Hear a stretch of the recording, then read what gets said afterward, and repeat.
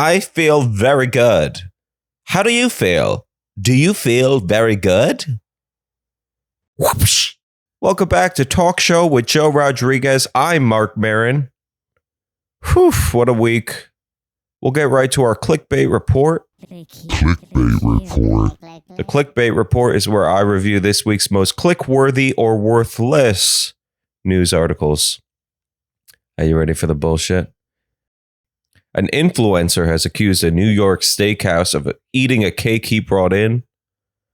The title of this article alone is like, hey, remember that guy that you hated in high school? Yeah, he went famous for making cakes. And now you read about it in People magazine. Ryan Nordheimer, a cake-fluencer, spent hours making his version of a funfetti cake in preparation for his friend's birthday. He sure knows how to make a funfetti cake. He uses Zara tag stems in there. That's his secret ingredient. Nordheimer went to a restaurant and asked to cut slices for his friends when the staff said it was a safety hazard and they needed to do it themselves. Listen, I have a long career of being a waiter, a long, storied career. Those people that bring in the cakes, go die, go drive off a steakhouse roof. I don't like you. I don't like you, bro. And you know, half the time it was the box that the frickin' cake came in. Please fold the box and make sure that it's not wrinkled. Dude, you're not my manager. You're lucky if I don't soak this cake in Fabuloso. Ryan, we love the cake. It has an amazing effect on my palate. Oh, I gotta use the bathroom. No one touched my cake. Yeah, you're eating Fabuloso because of me. This kid is worried someone ate half his cake after 12 of his friends came to Ryan's party. Another red flag. Who knows 12 people? 12 human beings. I don't even know 12 people, including my Grubhub drivers. The chef probably put the cake under the toilet seat and they all had a laugh. Someone sat on it and it exploded. And they were like, hey, busboy Joe, go get a funfetti cake from Walgreens.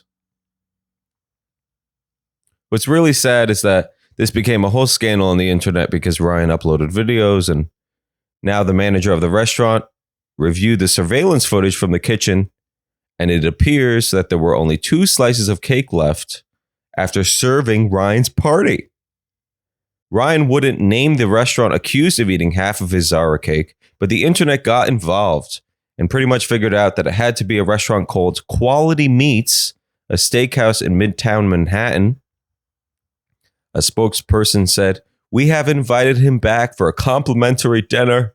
We're only going to spit in his drinks this time. We won't fuck up his cake. I'm personally paying anyone that can invent a TikTok virus. Hit me up in the comments. I need my coders. Where are my coders at? In more spoiled kid cake news, actress Millie Bobby Brown has had a secret Italian wedding, complete with a huge wedding cake making buzz on social media. Over the course of 3 days, Brown married Jake Bongiovi, a model and actor in the town of Via Centenale in Italy, in May. Apparently, it was an intimate event only shared with family and friends, and now we're seeing pictures on Instagram. So that's why you're seeing this and hearing about this. A 3-day wedding. I've had relationships that have lasted shorter. You know how much you can learn about a person in an hour? They just have to say the wrong thing to the door guy. Just be like, oh, thanks for getting my bags. I just wish you did it a little faster. And they say it under your breath, but you heard it. And now that relationship is over. I run to that front desk. Excuse me, do you have any? I need another room with a single bed. Yes, extra padlocks, please. Yes, I'm trying to escape a relationship, a bad relationship. Jake Bongiovi is the son of singer Bon Jovi and is known for being a Nepo baby and Millie Bobby Brown's lover. He's an actor.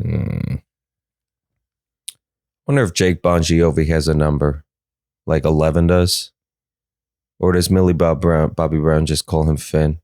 I'm gonna come, Finn! I mean Jake Bongiovi! Whoa! We're halfway there! Whoa! Put a sock behind the bed frame! Oh man, his dad is Bon Jovi. I don't know why he named him Bon Jovi. Hey, Bon Jovi, you're a salami. Put some clothes on, you Bon Jovi. Say hi to your sister, Jessica Bon Jovi. Her middle name is Salamiovi. This couple had a wedding cake built right in front of them.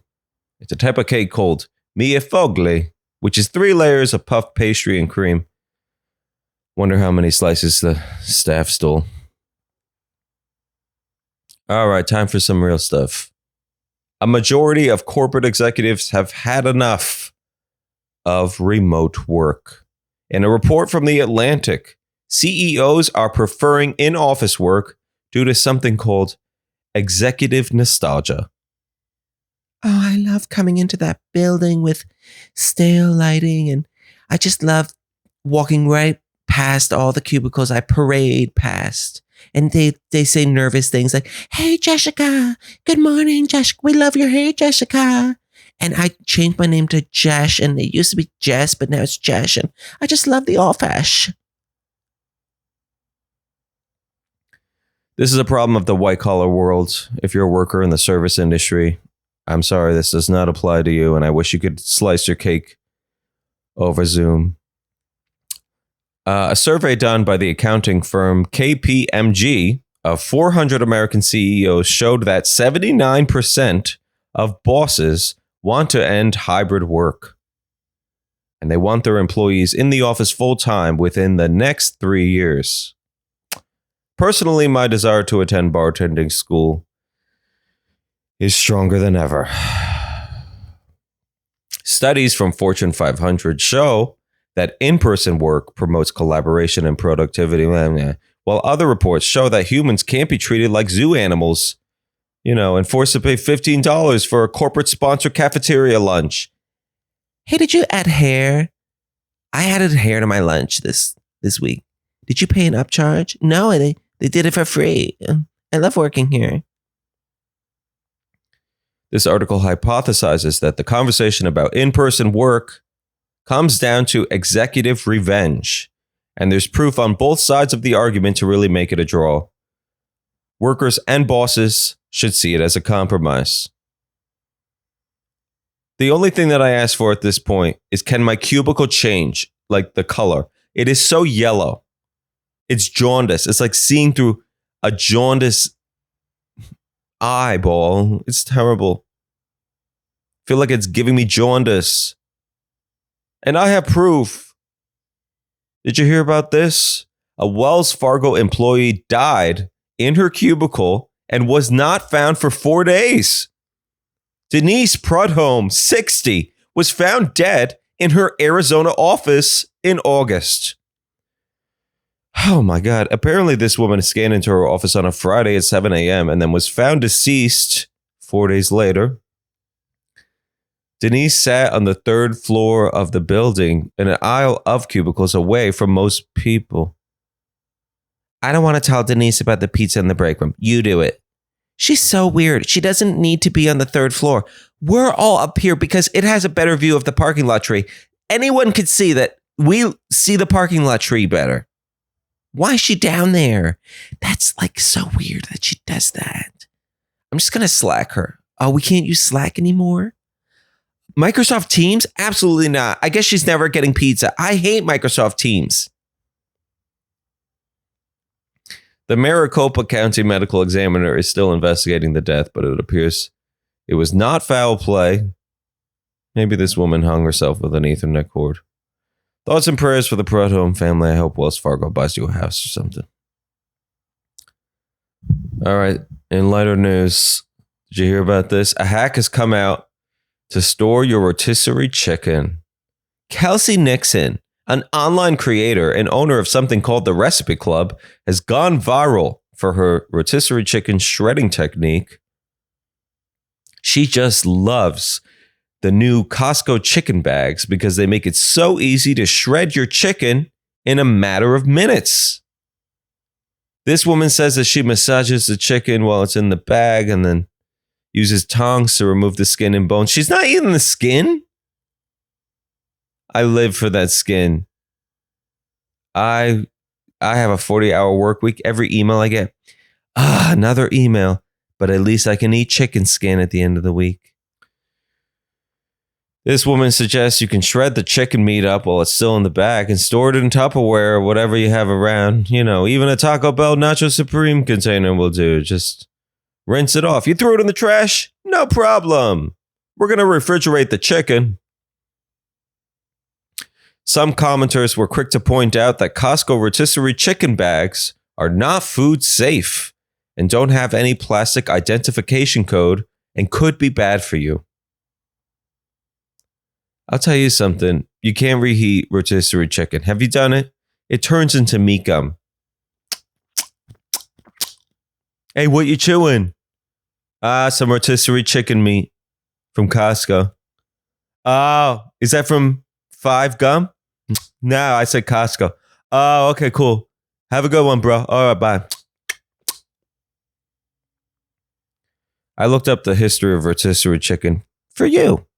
Rotisserie chickens don't really have a sole inventor. It's been available in butcheries forever and was only popularized by Boston Market in the 1990s. Are your mom and dad fighting this Thanksgiving?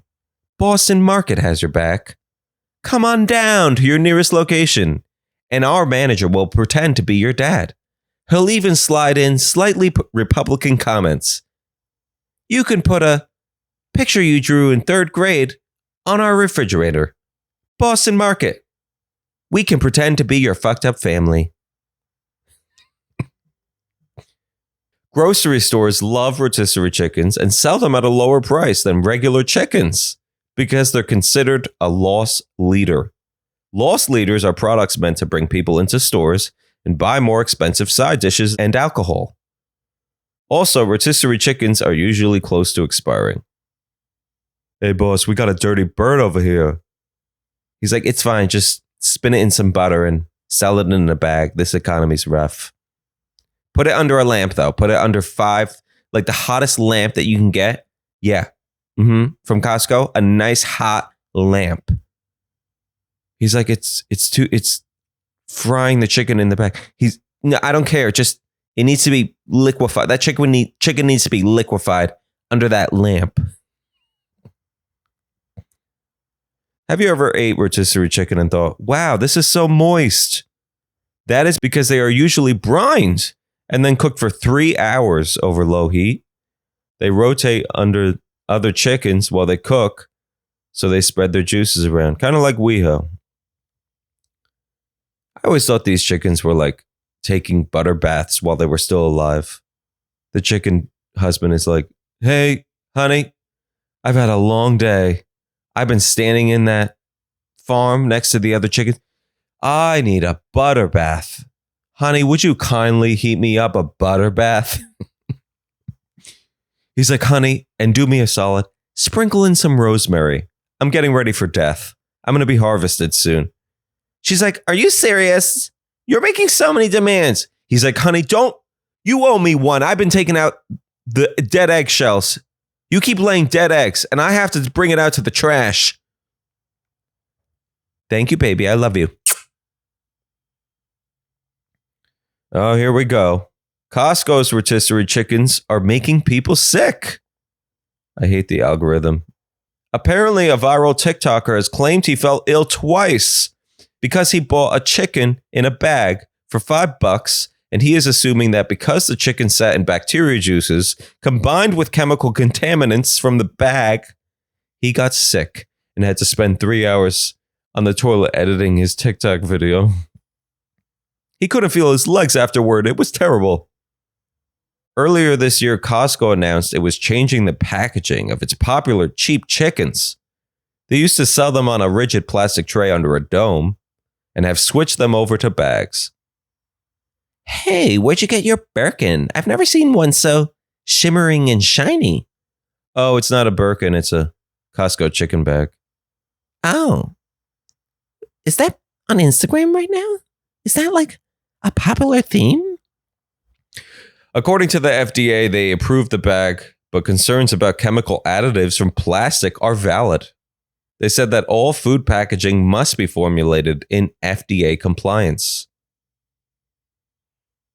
I love how they're worried about this chicken. Like these TikTokers, you're going to sprinkle the chicken on some salad you took photos of, and then you're going to put the leftovers in the fridge and throw them out in 3 years. I know what happens. I live the same life as you. Hey, bro, what do you want for dinner? We have that leftover bag chicken. No, I'm bored of that. Let's go to Taco Bell. I want a chicken quesadilla in a plastic envelope. Okay, who's driving? In more food news, restaurants are using something called bracketing to trick you into spending money. You heard it here first. You can't trust your restaurant menu anymore. You got to hold up a Yelp review that's not submitted yet, and you have to hover your finger over the 1 star. Don't make me press it. You need to bring me some bread and the cheapest wine. I'm not even looking at your menu. Restaurants are coming under fire for drawing us into their menu with elaborate graphic design, borders and fonts, probably created by an assistant marketer and food runner named Angela, who just had the free Canva trial. Hey, I can totally build the menu, but can you hold this plate of fries? I can do it on my phone. I got Canva on my phone. Menus often trick you into spending more money by placing similar items with different prices next to each other. Usually, customers will avoid the cheapest and priciest options and pick something in the middle and feel like they won due to the assumption that price equals quality. Due to something called anchoring bias, servers can easily upsell you on menu items. Apparently, when you see a list of items, you can't help yourself and start leaning towards mid to high level price choices because they're only a few dollars more and sound tastier than the cheap stuff. Apparently with dogs, like in those eating videos where they place broccoli and chicken and beef, and the dog is like, and it's like, which one will the dog choose? No, he's going to choose all of them. He's confused. You went to his main pleasure source. He's just like, no, you destroyed that dog's frontal lobe. Like, that's his main pleasure source. It's kind of like showing a picture of high school cheerleaders to Drake, and he's just like, I can't think anymore. I just want them all.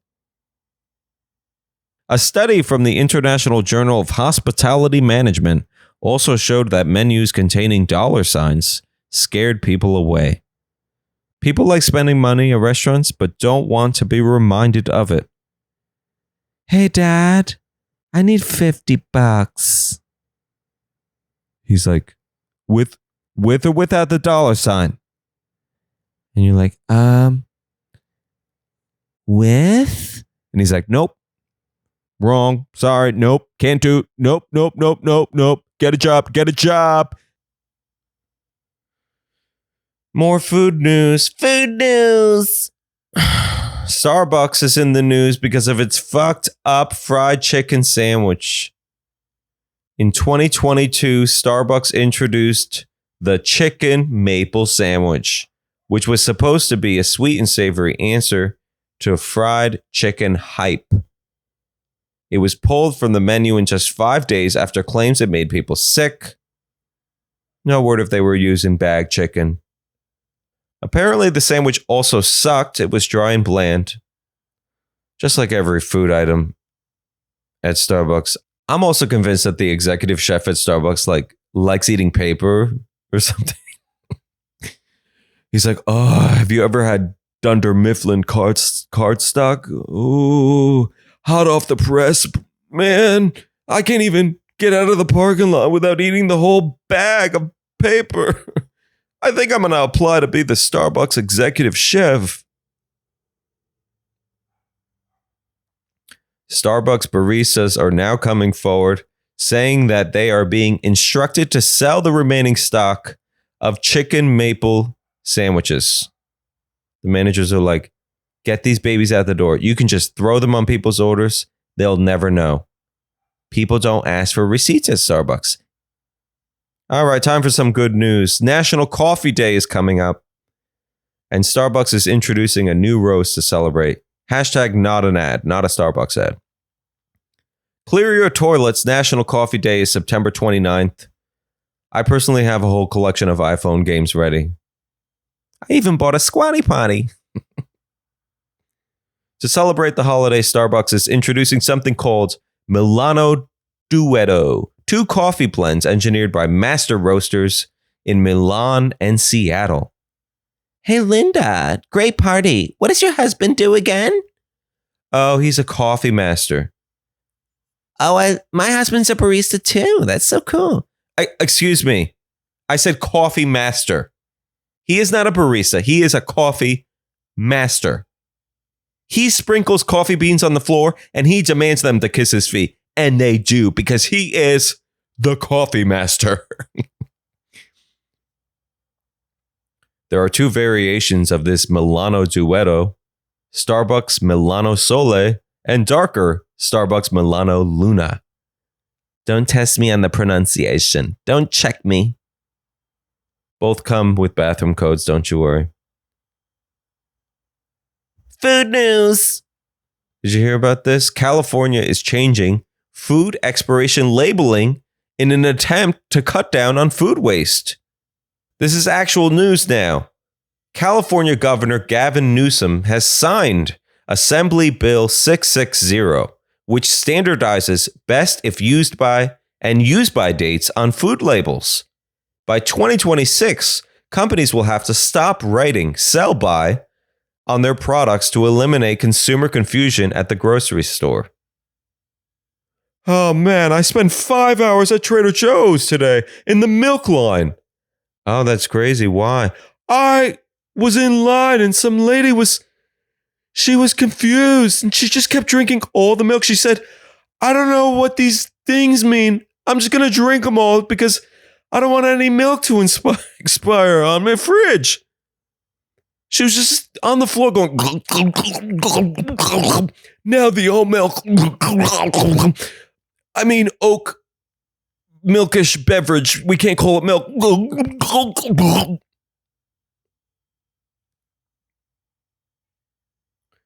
This bill also prohibits the terms expires on and freshest by. I'd like them to do away with those manager special stickers.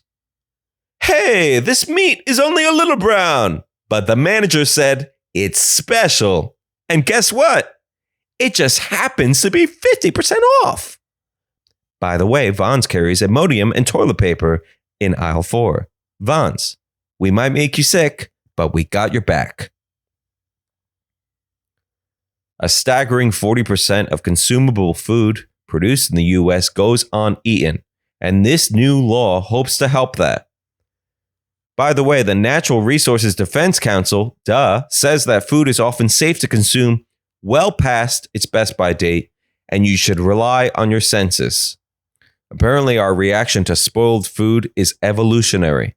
We have fine-tuned our human senses to keep us safe from ingesting things that might hurt us, which is the opposite of what I've heard from every thermometer marketer in the world.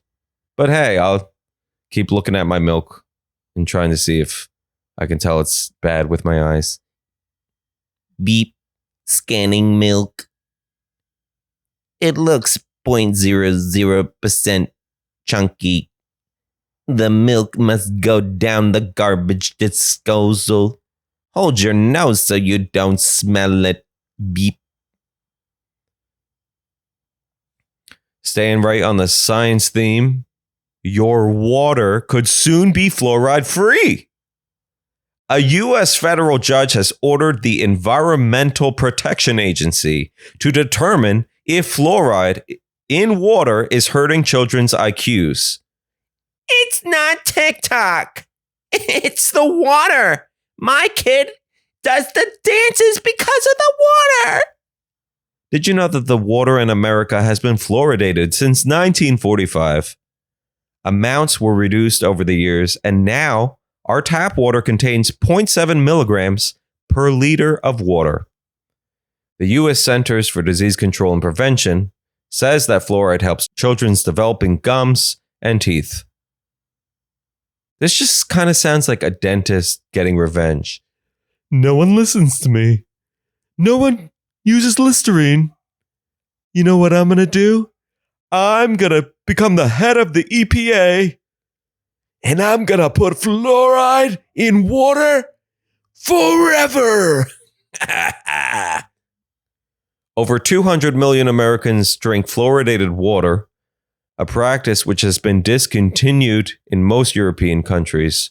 And now there's a growing body of scientific evidence to back up claims that fluoride is bad and possibly causing neurotoxicity in infants. My mind instantly goes to that movie Boss Baby. Hey, I'm a baby with Alec Baldwin's voice. I love fluoride. I can't get enough of this stuff. It gets me going in the morning. I got good ideas. Hey, maybe I should never check a prop gun again. I got the ideas from fluoride. So this news bite is actually a good thing. I kind of want a replacement for fluoride. What if we just put a little White Claw in there? We're going to take the edge off. The Gulf of Mexico is a typhoon right now. Whoopsh. All right, that's this week's episode. We'll see you soon.